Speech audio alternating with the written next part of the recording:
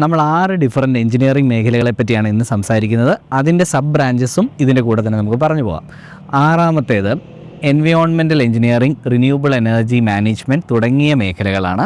ഇത് 6ാമത്തെ last but not least ആണ്. കാരണം ഇത് ഗ്രോ ചെയ്തുകൊണ്ടിരിക്കുന്ന ഒരു മേഖലയാണ്. ജോബ് ഓപ്പർച്യൂണിറ്റീസ് ഇപ്പം കുറവാണ്, കൂടി വരികയാണ്, വളരെ സ്പീഡിൽ കൂടി വരുന്ന ഒരു മേഖലയാണ്. അപ്പം റിന്യൂവബിൾ എൻവയോൺമെൻറ്റിലേക്ക് കോൺട്രിബ്യൂട്ട് ചെയ്യാൻ ഇങ്ങനെയൊക്കെ ആഗ്രഹമുള്ളവർ തീർച്ചയായും എടുക്കുക. 5ാം സ്ഥാനത്ത് ഇലക്ട്രോണിക്സ് എഞ്ചിനീയറിംഗ് ആണ്. നമ്മുടെ നാട്ടിൽ ഇലക്ട്രോണിക്സ് ആൻഡ് കമ്മ്യൂണിക്കേഷനൊക്കെ പഠിച്ചവർ ഇവിടെ വന്ന് മാസ്റ്റേഴ്സ് ഇൻ ഇലക്ട്രോണിക്സ് ചെയ്യാനും ഇലക്ട്രോണിക്സ് ആൻഡ് ഇൻസ്ട്രുമെൻറ്റേഷൻ ചെയ്യാനും ഒക്കെ ആഗ്രഹിക്കുന്നവർ കാണും. അവർക്ക് നല്ല ഓപ്പർച്യൂണിറ്റീസ് ഉണ്ട്, ജോബ് ഓപ്പർച്യൂണിറ്റീസ് ഉണ്ട്, കോമ്പറ്റീഷനും അതുപോലെ ഉണ്ട്.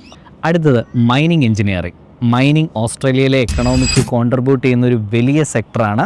ജോബ് ഓപ്പർച്യൂണിറ്റീസ് കമ്പാരിറ്റീവ്ലി കുറവാണെങ്കിലും അത് പഠിക്കുന്നവരുടെ എണ്ണവും കുറവാണ്. അപ്പോൾ ലെസ് കോമ്പറ്റീഷൻ എന്നുള്ളത് കൊണ്ടാണ് മൈനിങ് എഞ്ചിനീയറിംഗ് ഒത്തിരി നല്ലതാണെന്ന് പറയുന്നത്. 3ാം സ്ഥാനത്തുള്ളത് നമ്മുടെ റോയൽ മെക്കാണ്. മെക്ക് ആനിക്കൽ എഞ്ചിനീയേഴ്സിന് ഒത്തിരി ഓപ്പർച്യൂണിറ്റീസ് ഉണ്ട്.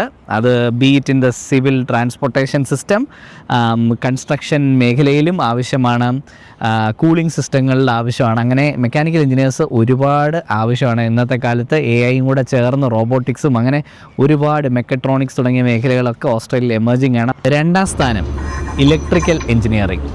ഇലക്ട്രിക്കൽ എഞ്ചിനീയറിങ്ങിൻ്റെ ഓപ്പർച്യൂണിറ്റീസ് നല്ല പോലെയുണ്ട്, കോമ്പറ്റീഷനും കമ്പാരിറ്റീവ്ലി കുറവാണ്. കാരണം ഇത് പഠിക്കാൻ അത്ര എളുപ്പമല്ല.